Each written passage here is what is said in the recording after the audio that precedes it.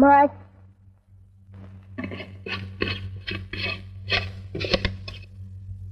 মা একটু হরলিক্স দাও না, চেটে চেটে খাবো। দিচ্ছি বাবা।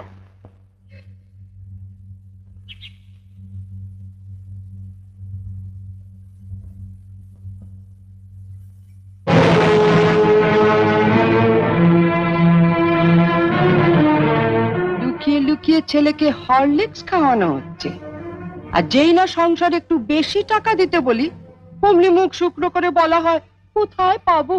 জ্বরেও দুর্বল হয়ে পড়েছে মা, ডাক্তার ওকে হরলিক্স খেতে বলেছে, তাই ওর বাবা ধার করে। থাক, ওসব কথা অনেক শুনেছি, ধরা পড়লেই ধার করেছি।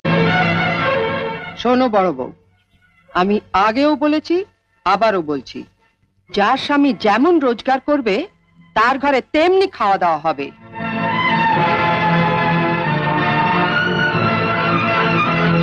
ছেলেকে যদি হরলিক্স খাওয়াতেই হয় তাহলে কর্তাকে বলো রোজগার একটু বাড়াতে, নয়তো এর পরও যদি ছেলে হরলিক্স খেতে চায় তাহলে বাজার থেকে 20 পয়সা দিয়ে হরলিক্স বিস্কুট কিনে এনে দিও, কেমন?